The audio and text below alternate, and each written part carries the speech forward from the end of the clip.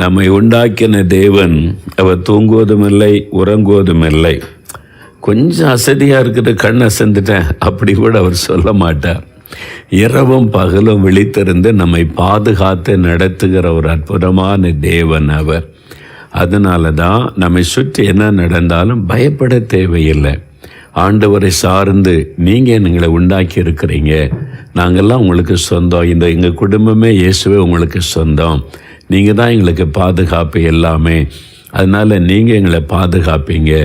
கொள்ள நோய், தீங்கு, அது மாதிரி பஞ்சங்கள், பாதிப்புகள் எதுவும் எங்களை சேதப்படுத்த முடியாது, நீங்கள் தான் எங்களுக்கு பாதுகாப்பு ஆண்டவரே நீ விசுவாசத்தோடு சொல்லும்போது ஒரு பெரிய சந்தோஷம், மன மகிழ்ச்சி, தைரியம் வந்துடும். சரியா?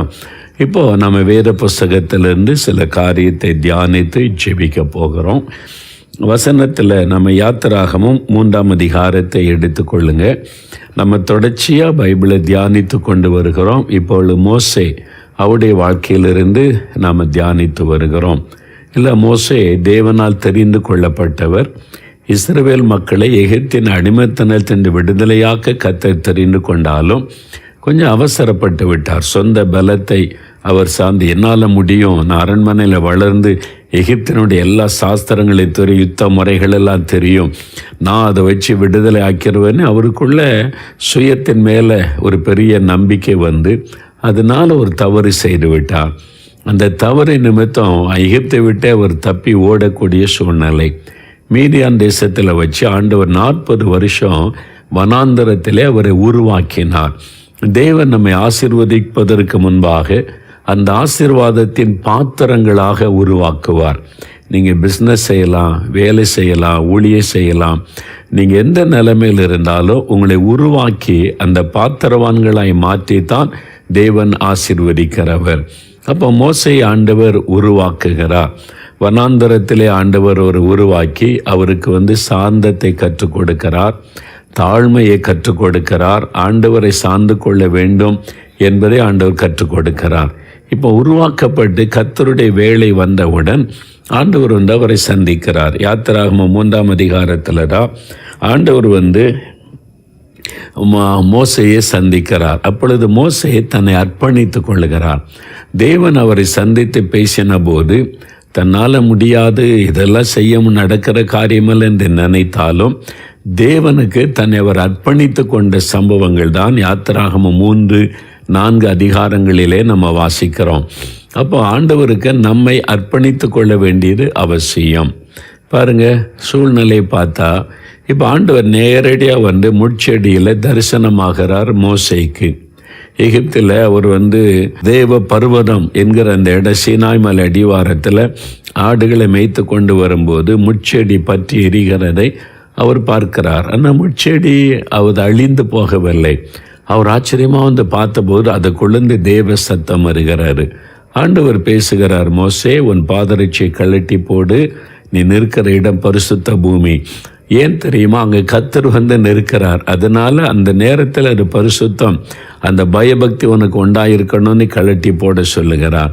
இப்போ ஆண்டவர் பேசுகிறார். இப்போ 40 வருஷத்துக்கு முன்னால் தன்னை கொண்டு அது நடக்கும்னு நினைத்து இனி நடக்காதுன்னு நினச்சி ஓடி வந்த மோசே கிட்ட 40 வருஷம் உருவாக்கின பிறகு கர்த்தர் பேசுகிறார். அதுக்கு முன்னால் அவர் என்னால் முடியும், நான் செஞ்சிருவேன் அப்படின்னு சொன்னவர் இப்போ என்ன சொல்கிறார் பாருங்க. யாத்திராகமம் 3ஆம் அதிகாரம் 11ஆம் வசனம். ஆண்டவர் அவரிடத்தில் பேசி, நீ வா, உன்னை என் ஜனத்தை விடுதலையாக்க எகிப்துக்கு அனுப்புவேன்னு சொன்னால் நான் எம்மாத்திரம் அவர் சொல்கிறார் பாருங்க. அப்பொழுது மோசே தேவனை நோக்கி, பார்வோனிடத்திற்கு போகவும் இஸ்ரவேல் புத்திரரை எகிப்திலிருந்து அழைத்து வரவும் நான் எம்மாத்திரம். ஆண்டவரே, நான் அதுக்கெல்லாம் பாத்திரனே அல்ல, நான் எம்மாத்திரம் என்பதாக சொல்லுகிறார். அப்போ என்னாலெல்லாம் அதை செய்து முடிக்க முடியாது என்பதாக சொல்லுகிறார். 13ஆம் வசனத்தில் பாருங்க, நான் போய் மக்கள்கிட்ட பேசினேன், என்னை நம்புவாங்களா? உங்களை அனுப்பின அந்த கடவுளுடைய பெயர் என்ன அப்படின்னு கேட்டால் பாருங்கள், அவருடைய நாமம் என்ன என்று அவர்கள் என்னிடத்தில் கேட்டால் நான் அவளுக்கு என்ன சொல்ல முடியும்? அவங்க 400 வருஷம் அடிமைத்தனத்தில் இருக்கிறாங்க. ஏதோ ஆண்டவர் அனுப்பினார், சந்திச்சார் என்ற அந்த கடவுளுடைய பெயர் என்ன அப்படின்னு கேட்டால் நான் என்ன பதில் சொல்கிறது? எனக்கு என்ன பதில் சொல்கிறதுன்னு தெரியல. அதனால் இதெல்லாம் என்னால் முடியாது என்பதாய் அவர் சொல்லுகிறார். 4ஆம் அதிகாரம் 1ஆம் வசனத்தில் பாருங்க, அவங்க என்ன நம்ப மாட்டாங்க அப்படி சொல்கிறார். ஆண்டவரே, அவங்க என்ன நம்ப மாட்டாங்க, நான் போய் சொன்னால் கூட அவங்க நம்புவாங்களா? நான் ஒரு மனிதன், நான் போய் சொன்னால் அவங்க நம்பிடுவாங்களா? நம்ப மாட்டாங்க. 10வது வசனத்தில் சொல்கிறாரு, 4ஆம் அதிகாரம் 10ஆம் வசனத்தில், யாத்திராகமும் 4ஆம் அதிகாரம் 10ஆம் வசனம். அப்பொழுது மோசே கர்த்தரை நோக்கி, ஆண்டவரே, இதற்கு முன்னாவது தேவரீர் உமது அடியானோட பேசினதற்கு பின்னாவது நான் வாக்கு வல்லவன் அல்ல, நான் திக்க வாயும் மந்த நாவும் உள்ளவன். அவர் சொல்கிறார், நான் திக்கி பேசுகிற ஆள், நான் என்னை கொண்டு நீ செய்யணும்னு நினைக்கிறீங்களே, நான் திக்குவாயும் மந்த நாவும் உள்ளவன், எனக்கு சரியாக பேசக்கூட வராது. நான் போய் எப்படி இந்த மக்களோடு பேசி அழைச்சிட்டு வர முடியும்?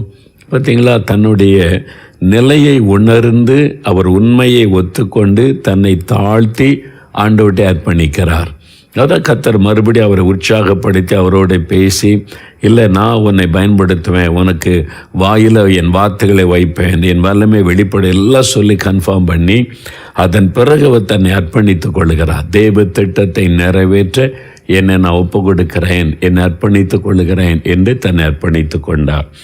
அந்த மாதிரி தேவன் நம்மை ஒரு காரியத்திற்கு அழைக்கும் போது நம்முடைய இயலாமை, நம்மிடத்தில் இருக்கிற தகுதியற்ற தன்மையை உணர்ந்தாலும் நம்மை அந்த திட்டத்தை நிறைவேற்ற அர்ப்பணித்து கொள்ள வேண்டும்.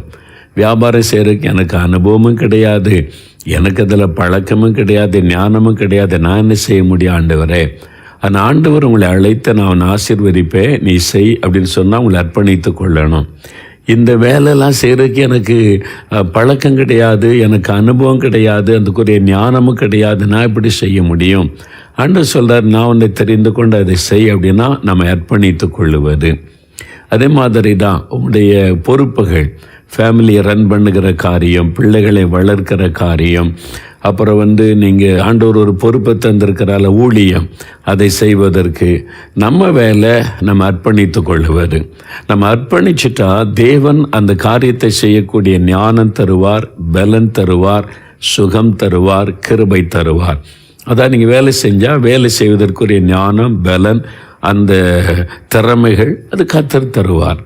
நீங்கள் பிஸ்னஸ் செய்கிறீங்கன்னா அந்த பிஸ்னஸை சரியாக செய்வதற்குரிய வழிநடத்துதல் ஞானத்தை கர்த்தர் தருவார். ஊழியம் செய்கிறீங்கன்னா ஊழியம் செய்வதற்குரிய ஒரு விசேஷத்தை, கிருபை, அபிஷேகம், ஞானம் அதை கர்த்தர் தருவார். நம்ம வேலை அர்ப்பணித்து கொள்வது. என் ஆண்டவர் ஊழியத்துக்கு அழைத்த போது 74ஆம் ஆண்டு டிசம்பர் மாதத்தில் ஆண்டவர் என்னை முகமுகமாய் சந்தித்து இந்த மோசைக்கிட்ட அக்னி அந்த நடுவிலேருந்து பேசினார்ல, அதே மாதிரி ஒரு அனுபவம். நான் பாடியில் அப்போ இருந்த சென்னையில் ஒரு நாள் எனக்கு ஞாபகம் இருக்குது.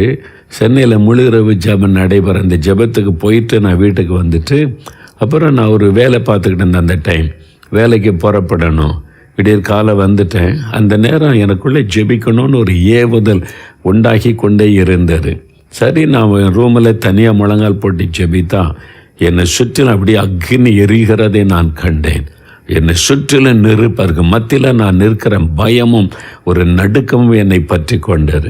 அந்த அக்னிக்குள்ளிருந்து வார்த்தை வெளிப்பட்டாரு, நான் உன்னை தெரிந்து கொள்ளவில்லையா? நீ என்ன பண்ணுற? ஊழியத்துக்கு ஒப்பு கொடுத்துட்டேன், படிப்பெல்லாம் விட்டுட்டு வந்துட்டேன், என்ன ஊழியம் செய்கிறது, எப்படி செய்கிறது தெரியாமல் வேலை பார்க்க ஆரம்பிச்சிட்டேன். இப்போ ஆண்டவர் சீரியஸாக கேட்குறாரு என்கிட்ட. நான் நடுங்க சொல்கிறேன், எனக்கு பிரசங்கம் பண்ண தெரியாது, சரியாக ஜெபிக்க தெரியாது, ஊழியத்தை பற்றி ஒன்றும் தெரியாது, நான் என்ன செய்கிறது? என் காரியத்தை இயலாமையே நான் சொல்லுகிறேன். அப்போ ஆண்டவர் சொன்னார், நான் சொல்கிறேன், நான் சொல்கிறபடி நீ செஞ்சால் போதும் அப்படின்னு பேசினார். நிறைய கேள்வியெல்லாம் கேட்டேன். இந்த மோசை கேள்வி கேட்டார்ல, இது மாதிரி என்ன நம்ப மாட்டாங்க, பேர் என்னன்னு கேட்டேன், என்ன சொல்கிறது, எனக்கு மந்த நாவு, திக்குவாயி, நான் அதெல்லாம் நான் இதை மாதிரி நான் ஆண்டுகிட்ட என் மனசில் இருந்த இதெல்லாத்தையும் கேள்வி கேட்டேன். அவர் பொறுமையாக பதில் சொல்லிக்கொண்டே வந்தார். எல்லாம் சொல்லிக்கொண்டே வந்து கடைசியில், நீ உன்னை என் கையில் ஒப்பு கொடுத்தா போதும், நான் எல்லாம் நடத்துவேன், நான் உனக்கு சொல்லித்தருவேன், கற்றுத்தருவேன், நான் சொல்கிறபடி செஞ்சால் போதும், அவ்வளோதான். சரி ஆண்டவரே, நீ என்னை அர்ப்பணித்தேன், அவ்வளோதான், என்னை ஒப்பு கொடுத்தேன், அந்த ஒப்பு கொடுத்தல் விளைவு தான் இன்றைக்கி இந்த ஊழியத்தை நீங்கள் பார்க்குறீங்க. மற்றபடி எனக்கு ஞானமும் கிடையாது, எனக்கு திறமையும் கிடையாது, நாங்கள் வெளிநாட்டில் போய் கற்றுக்கொண்டு வந்ததில்லை, எல்லாத்துலேயுமே நான் அறக்குறை தான், அதனால் ஒன்றுமே தெரியாது. எப்படி இதெல்லாம் நடக்குன்னா என்னை ஒப்பு கொடுத்தேன், அவ்வளோதான்.